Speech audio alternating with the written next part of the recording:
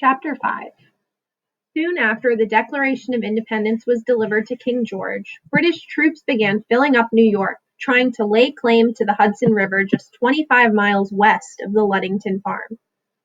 By August, General George Washington reported to his officers that there were more than 30,000 British soldiers in New York City. "How many do we have?" Sybil asked. 10,514.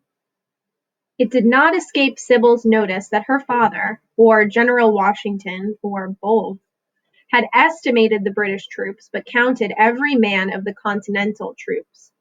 "I wish I could join," she said. "Just you dwell on what you can do, my love," Papa said. Sybil planned to do exactly that. If the British controlled the Hudson River, they would divide the colonies right through New York, with New England to the northeast and the Middle States to the south.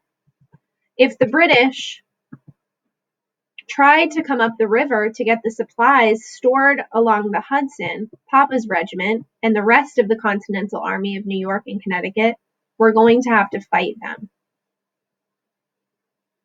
You can see a map of Dutchess County and the surrounding colonies embroiled in the Revolutionary War. Dutchess County, where the Ludingtons live, and then the Hudson River. That summer, while the Ludingtons' mill was built, while buckwheat and corn grew tall in the fields, while Lady Jane's foal Poughkeepsie was born and tottered about, secret forces were at work among the people of the county. Each and every person was deciding where he or she stood, for the king or not.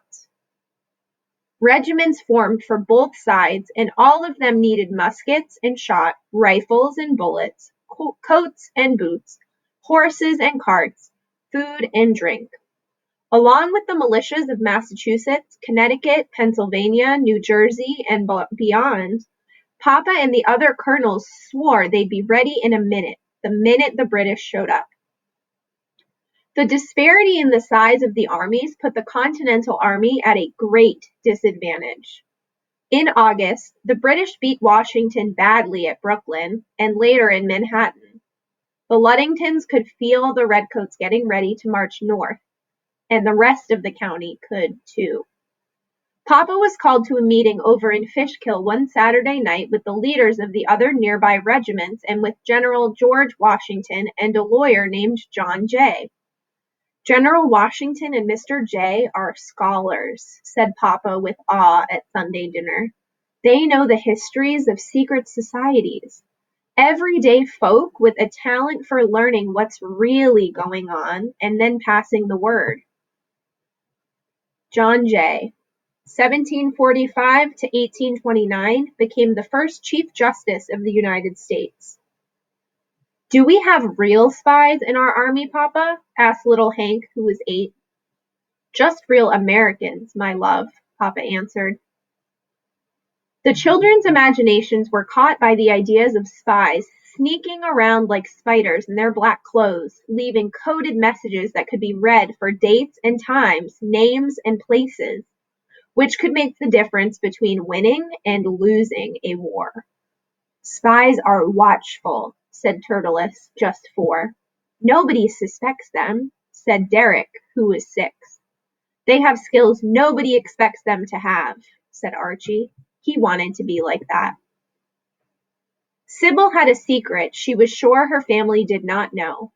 She loved a man named Enoch Crosby, a big-shouldered, shaggy-haired, gray-eyed, and mysterious man who came and went in disguise or by dark of night, and disappeared again the same way, camouflaged among the trees like a gray fox. All the Ludingtons loved Enoch. They had loved him years ago when they knew him as a traveling cobbler, someone who made and fixed their shoes. Like other traveling workmen, Enoch camped in the woods between towns and farms. Besides his cobbler's fee, he earned kindness, a bed, a meal, from the families that he served. Like most farm families, the Ludingtons weren't wealthy. Shoes were passed down from one child to the next, from Sybil to Turtles. Abby wasn't old enough for shoes yet. Enoch always seemed to come along just in time to fix a sole or sew a new upper. If it took him a day or two, so much the better for him. He'd have the benefit of a roof and food for 2 nights, not just one. As for the Luddingtons, they'd get to hear the tales and troubles he picked up along his cobbler's route. At some point over the last 2 years, the stories had stopped being about gossips, had stopped being just gossip. How so-and-so and what's his name were sparking a romance.